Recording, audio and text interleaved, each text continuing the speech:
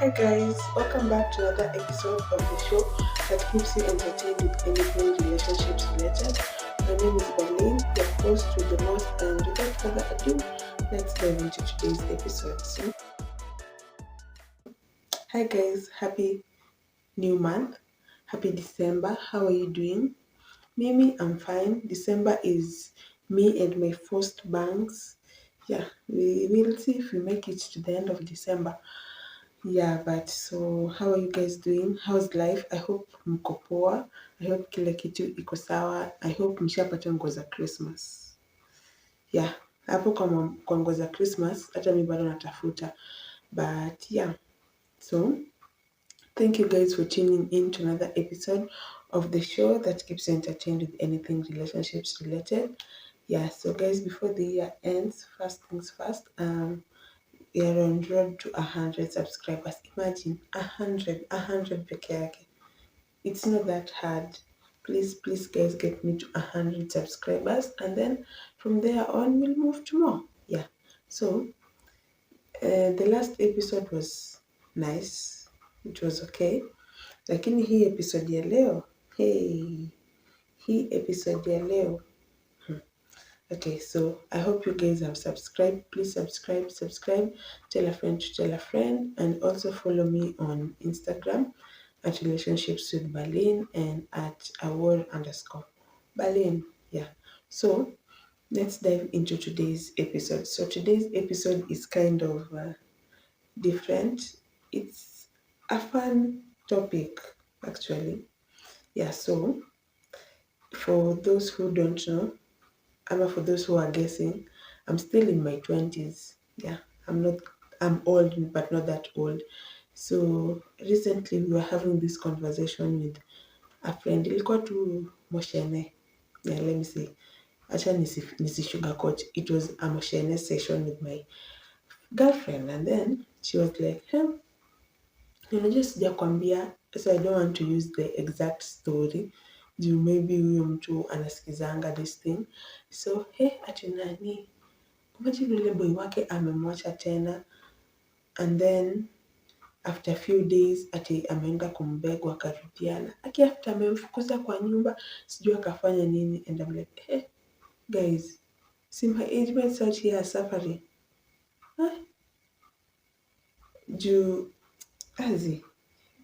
I feel like we're still too young. We should not have to suffer, like we should not have to experience traumas, vitu kaa hizo juu. Why are you suffering? We're still young. There's still a whole future ahead of us. So that brings me to today's topic. So today's topic is things they don't tell you about dating in your 20s. Yeah, you had it right. It's like a shortened version, and I'm sure there's over 100 pieces of advice that somebody can tell you to watch out for or to ensure you check when you're dating in your 20s. And I love pia times changes, and I feel like those things that our parents experienced in their 20s when they were dating are so far behind. Like they're not worse as what we're experiencing right now. That is just my opinion. Yeah. So today's topic is going to be all about things that we wish somebody told us before we started dating in our 20s, or somebody could still actually tell us right now na itusaidie. Yeah. So we came up with a couple of things that they don't tell you about dating in your 20s. So yeah, let's get straight into it. So the first thing is there's time. There's no rush to settle. Hey, let me tell you guys, acha tu niwape story time. Sometime it was around end of last year. Kuna pia pressure ingine hapo ilinishika hadi nikakaa chini nikajiuliza, where did I go wrong? Because I'm like, my age mates are getting married. People I know from high school wanaolewa. Now it's not like we had a big age difference. People who we share the exact year wanaolewa. And mi niko hapo, hata sijafikiria kusettle. Like bado tu, uko tu kwa soko unacheza bado una weigh. I'm still weighing which side I want to settle on. And people are getting married. Some even got children last year and early this year. And for some time ilikuwa inanisumbua. I was like, okay. Kwani venye walisema tutoke campus na husbands, people took it serious. Juu mimi, no, I didn't take it serious, honestly. Siwezi danganya. That is something that I can't lie. I didn't take it seriously. Ati tutoke na husbands from campus. And then we're out of campus. Immediately, hata before to graduate, wengine wanaolewa. For a minute, I was depressed. I was like, okay, slow down, Berlin. Where did you go wrong? Because why are people getting married na wewe hata hujafikiria kusettle? And then I realized, hakuna rush. There's no rush. I still have my whole life ahead of me. Yeah? I'm barely, hata sijafika half ya 50 years. Why am I hurrying to? Where is the rush? So, I think people in our 20s, kuna hizi peer pressure zingine zenye zinafanya people to settle way too early. People settle too early. Like, geez, just slow down. Yeah, just slow it down this time. Ujibambe. Hey, that is my policy right now. Because, of course, mimi siwezi olewa sahi. Yeah. So, that is the key thing that at a time ikinishia, I wanted to make sure I put it first. This time, people are in such a rush to settle and they end up doing things that are not worth it, that for the sake of settling down right now at a very early age. Well, you would rather explore life on your own and grow as an individual before you get into a committed relationship. Okay? Yeah, so the second thing is you should prioritize yourself. Hey, you guys, mtu unajifungia kwa nyumba juu your partner amesema ati kuna baridi tusiende. Okay.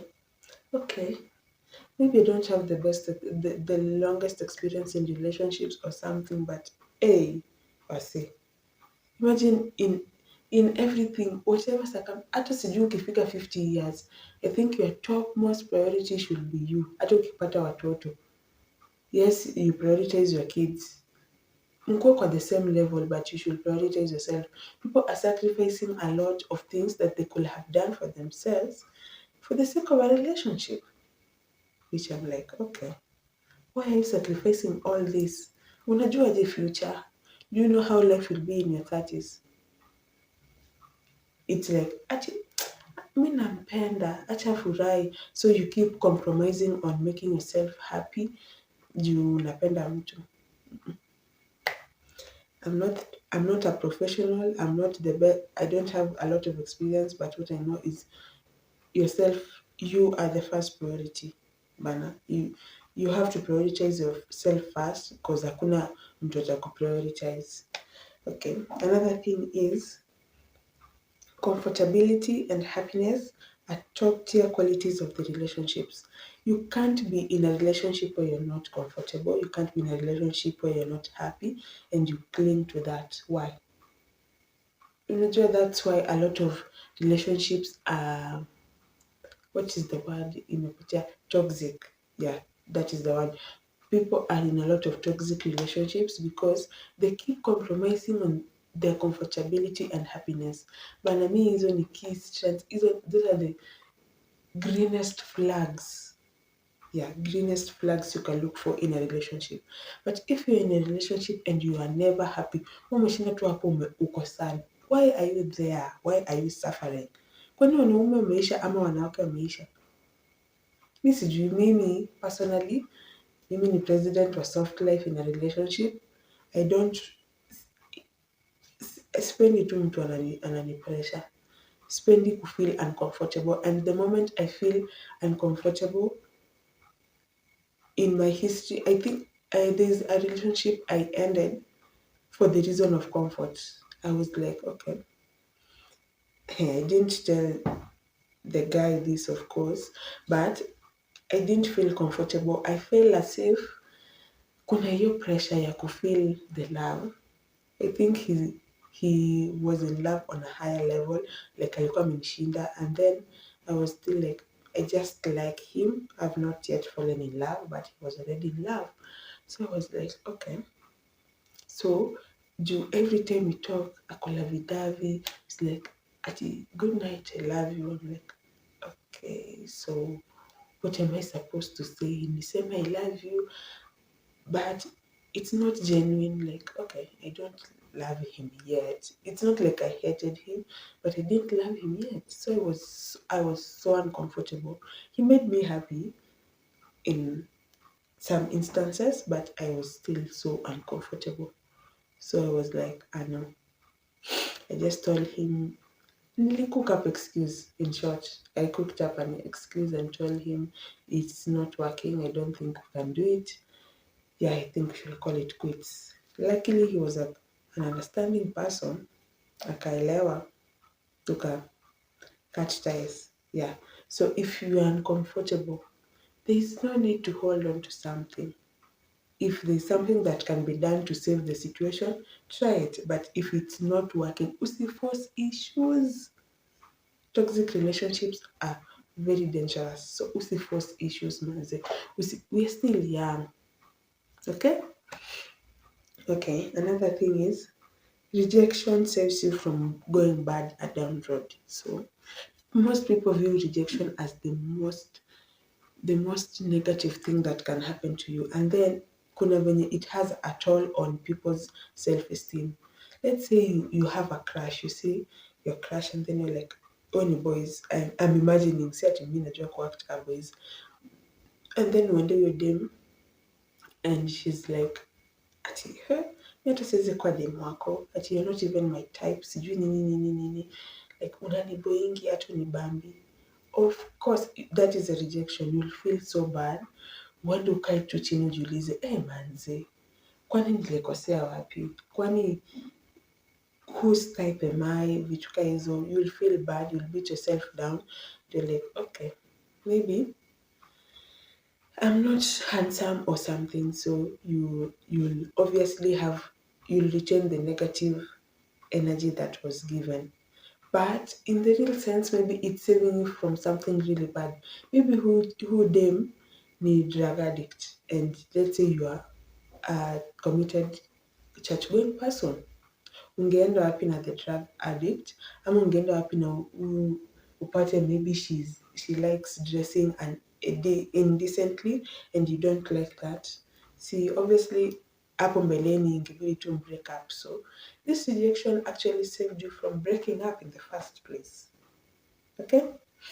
So another thing is games are overrated. Acha nikwambie, kudate sahi, I think it's from high school. No, high school level hata tulikuwa bado very innocent. We were not playing a lot of games. Kulikuwa tuna hizi zingine za ujinga, but kuna hii phase ukishafika campus and then after campus mtu mna compete ati nilimtext wa mwisho, I can't text again. Na mko kwa relationship. Games in the relationship are so overrated. I mean, why would you compete who to call first? Ati juu nimekucall leo sijui mara tatu, so you're waiting for him to call. Maybe the other person is busy, and then you take it like, hata nipendi, he doesn't want to call me, I'm the one who makes all the effort. The problem is you. If you truly love someone, feelings are so much more valuable than games. Yeah, games are so overrated that it ends up destroying a lot of relationships, hata friendships too. Uko tu hapo like, kwani mimi ndo nitashinda nimecheka. Though at some point you'll notice the vibe is off and then you know it's over. But if there's vibes and communication inaanza na one point, it's okay, it's normal. Unaweza pata the other person is so busy, ama somebody can be a lazy texter, ama a person who doesn't like to call. Kwanza mimi personally in a relationship, I'm not even in a relationship. Generally, I'm so terrible at calling. I don't like calling. Nikicall, it's something so urgent, ama sijui I don't like calling people. I'd rather text. So if I'm in a relationship with somebody who is like, she has not called me today, so I want to call, then how are we going to run the relationship? How is it going to go? If you want us to play a game, we'll play the game and we'll see where it will lead us. In short, games are super overrated, and I wish somebody had told us this earlier because it's the kero. Okay, I'm almost done. Another thing is you don't have to change who you are for the sake of a good impression. Toxic relationships. Ati hapendi watu wanavaa trouser, so you give up your whole personality ya kuvaa trouser because you love somebody's son. Ati hapendi. Who says that you guys will end up married? You're in your 20s. There are some people, yes, who fall in love, wanakuwa the love of each other's life till the end. It's okay. It's not everybody's emo that, you'll find your forever in your 20s. So why should you change? Why should you change? If somebody truly likes you, kama alikuwa na umekaa kwa ile base, amekuwa akikuobserve, he sees what you do, how you do things, akakuja akakukatia akakuingiza box, then why is he or she asking you to change? If they already know, they already saw what they were going for, if they already spotted you na hizo matraza zako na your earrings, and they liked you, they claim they liked you, if they really genuinely truly liked you, then they won't try to change who you are or what you do. Yeah, so I don't see the need for you to change. I don't know if you guys are getting me. Mi acha tu sitaki hii nini kwa ya ma feelings, cause no. If I think of the things that people are doing, of the stories that I hear from my peers and their friends and our other friends, I'm like, okay. Kwani mimi what anyway, acha tu. Let me not dwell onto my inner thoughts. Okay. So there is okay, my dating life doesn't have to be on social media. I know people say, "What? Why keep it private if it's permanent?" Hey, Njeri, you just go there and post your kevo, alafu kesho unasikia nimeenda Nairobi Gossip Club, naona I see my husband with another person. Bana, we you just stay peacefully in the dark. Hiyo siku ikifika ya the realities of cheating or whatever to be revealed, let them be revealed. It's not like I'm saying you should totally keep it off social media, of course. If you love someone, I don't see the reason of not telling the whole world you're in love or you love this person. But kuna venye unafaa kulimit. People people overshare a lot about their relationships on social media, such that ikiisha, you have to deal with a breakup and you have to deal with trolls on the internet because people are like, ulikuwa unaringa sijui nini and mmeachana. Hiyo kuto expose saves you from that additional trauma if something bad were to happen. Yeah, and you never know. Mimi nimeishi kwa you never know, because unaweza dhani everything is roses and then the thorns suddenly zinappear hadi roses zinakufa. No. Thorns are signs that the roses are good. I don't know. But yeah, you don't have to put everything about your relationship on social media. Post hiyo mkono, post hiyo mguu, post whatever it is you want. You don't have to tell kila mtu. Unless you're married. If you're married, yeah, story ya watu wameoana, hadi gava inajua, wewe eka hapo nje. Tell us, let us know. Okay? So I have 2 more to go. The other thing is, don't always be the understanding partner. Hii ni shout out kwa the understanding girlfriends. Sijui hakuna, he says he won't be able to make my birthday juu akona job. You've dated for 3 years, he's never made any of your birthday. When you understanding girlfriend, like ananipenda tu bado.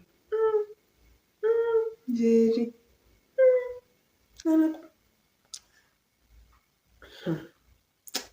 Yani sijui, I just don't want to give out bad vibes. Hii episode tu ni ya advice, so let me just hold my calm, nisianze kukuwa na outburst.